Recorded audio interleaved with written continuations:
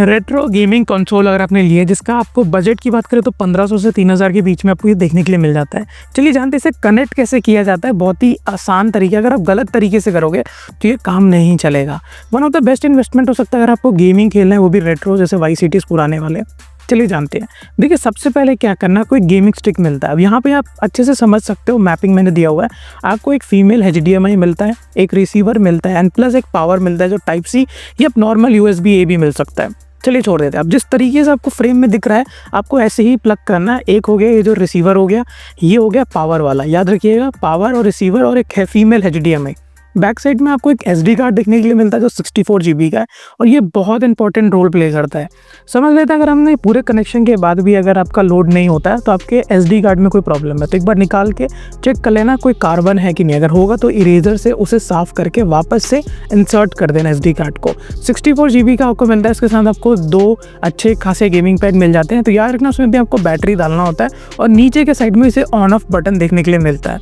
अब बात करते हैं इसे कनेक्ट कैसे किया जाए। तो स्क्रीन पे आपको दिख रहा है टीवी के बैक साइड के पैनल। अब यहाँ पे देखना 2-3 HDMI पोर्ट है। अब आप डायरेक्ट भी कनेक्ट कर सकते हो, बट मैं हाईली रिकमेंड करता हूँ कि जो फीमेल HDMI उसके साथ जो मिलता है वो इस्तेमाल पक्का करना। अब ये HDMI का पोर्ट मैं इसमें इंसर्ट करूँगा और उसके अब HDMI पोर्ट जैसे ही मैं कनेक्ट करता हूँ उसके बाद आपको मिलता है एक USB वाला। अब USB में आप 2 तरीके कर सकते हो, या तो यही चीज़ आप सेम टीवी को भी दे सकते हो, या तो आप एक छोटा सा चार्जर पोर्ट जो होता है उसका इस्तेमाल कर सकते हो। हाईली रिकमेंडेड है कि आप टीवी में इस्तेमाल कर लीजिए, कहाँ से आप इतने आसपास पावर कनेक्शन ढूंढते रहेंगे।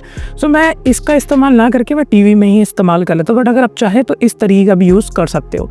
तो आप देख सकते हो इस तरीके से आपको देखने के लिए मिल जाएगा पूरा सेटअप। आपको एग्जैक्टली वैसे ही करना है, कोई भी गलती नहीं करना है, ठीक है। अब उसके बाद आना है आपके टीवी वाले ऑप्शन पे। अब टीवी पे आने के बाद आपको जैसे ओपन करोगे इनपुट में मिल जाएगा मोस्ट प्रॉब्ली जितने भी टीवीज होते हैं वहाँ पे आपको बस ऑटोमेटिकली इनपुट दिखाई देगा। बस आपको या तो नीचे आप सोर्सेस में भी जाके HDMI 1 या 2 जिसमें भी आपने प्लग किया ओके दबाते ही वो लोड हो जाता है गेम। अब यहाँ पे बहुत इंपॉर्टेंट चीज़ जो मैं आपको बताने वाला हूँ, इनकेस चलाते वक्त अगर आपने सडनली टीवी बंद कर दिया या ऐसे कुछ कर दिया है तो वहाँ पे फीमेल HDMI जो मैंने आपको बताया था वो बहुत ज़्यादा इंपॉर्टेंट रोल प्ले करता है। दूसरी इंपॉर्टेंट चीज़, अगर इनकेस आपका गेम क्रैश हो गया यानी SD कार्ड करप्ट हो गया तो आपको क्या करना है, अपने सेलर को कॉन्टैक्ट करना है अपने डाउनलोड फाइल्स मंगाने के लिए। या अगर आपको कुछ नए गेम्स भी लोड करने हैं तो आपको सेलर को ही कॉन्टैक्ट करना पड़ता है, या तो आप यूट्यूब के माध्यम को यूज़ करके फ्लैश करना भी सीख सकते हो।